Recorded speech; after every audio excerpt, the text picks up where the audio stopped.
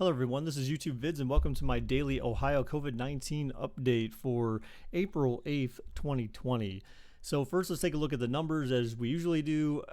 Today they were reporting 5,148 cases reported in Ohio of people with the infection, and that was a change today. We had 366 new cases for, she said, as of this morning. So these numbers seem like they're as of earlier today, don't really include through 2 o'clock, but I think they get they publish the numbers at 2 o'clock. So, but anyway, so 366 new cases today. Let's move on to the number of tests. So again, like I mentioned, I'm going to keep updating this graph as we go through things. So days in the past will drop off. This graph I'm going to keep to 7 days because it's very hard to show more than that on this particular bar graph.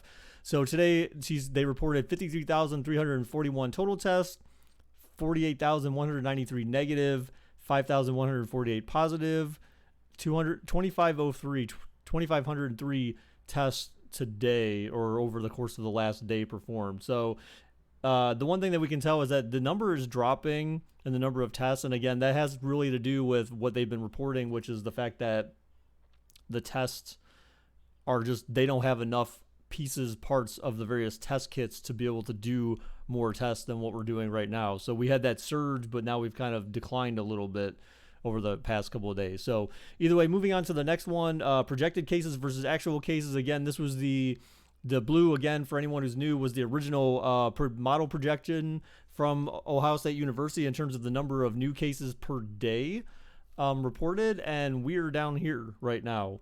We're gonna come back to this, but first I want to move on to a couple of things. So 193 deaths have been reported across the state total due to the virus. There could be more. We don't necessarily know just yet.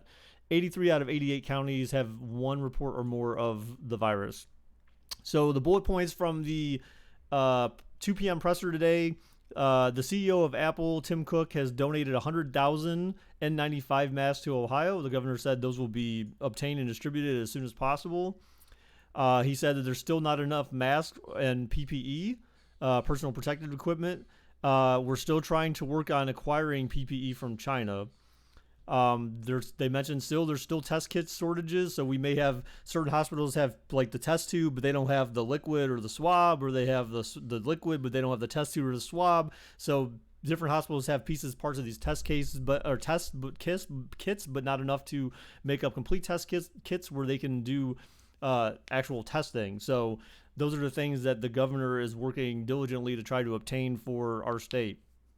The one thing the doctor wanted to continue to stress, and that this is related to something I'm going to talk about in a minute here, continue practicing the social distancing, everyone, okay? We have to continue doing that regardless. I'm going to show you some different numbers that they released today, which should make us all very happy and very proud, but we don't want to relax our social distancing because of it.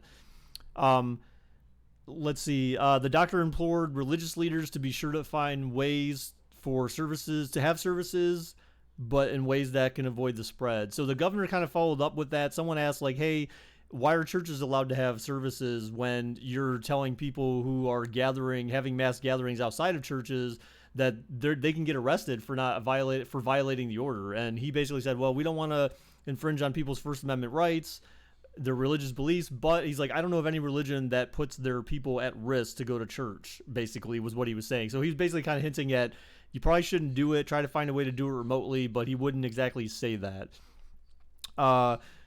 Governor also mentioned, someone brought up something about vaping. The governor said he would check into vaping shop inconsistencies throughout the state. So in certain cases, they're being told they need to close and they can't do this, that, and the other, whatever. So the governor said he would look into that because it was the first he heard about it. All right, so for the last minute, I want to quickly go through this. There have been a new projected forecasted model from the Ohio State University. There was actually another one I was going to show today, but then they announced a different one at the 2 p.m. presser, which was sort of in line with that. Metro Health did one that they published earlier today, and Ohio State University did a new one that they published today. So this was the original projections here in this bar graph. We're going to flip to the revised projections.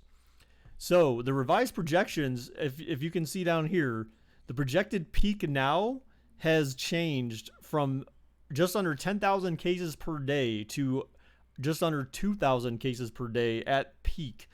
So this, again, is due to the social distancing that has been done, everyone. So as Ohioans, we should be very proud that we got ahead of the curve and that helped us flatten our curve in theory. Again, this is all theoretical. It's based on numbers. It's based on practice and keeping in practice what we've done with social distancing. But if things go according to the way things look right now, we have severely blunted that curve, and the duration in which it'll last and how long it'll take to get from one point to another. So in Ohio, we could be done with this effectively mid-May, which would be great when we're coming down the end of that curve. So guys, if you have been practicing social distancing as best as you can, give yourself a pat on the back, give yourself a high five, eat yourself an extra bowl of ice cream tonight, something. Just don't get fat. I know a lot of us are sitting at home getting fat during this whole thing, but again, don't stop practicing the social distancing, because that is going to be required for us to continue this path here. So this is huge.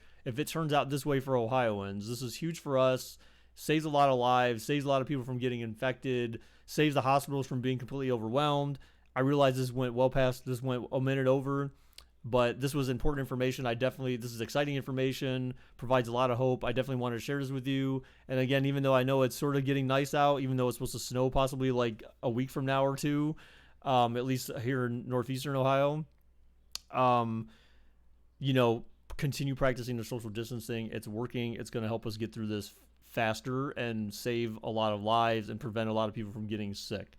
So thank you guys all. Again, if you have questions, comments, concerns, be sure to leave comments on the video. If you have suggestions for how I can make things better, leave comment on the video. Be sure to subscribe, turn on notifications so you know when I publish new videos.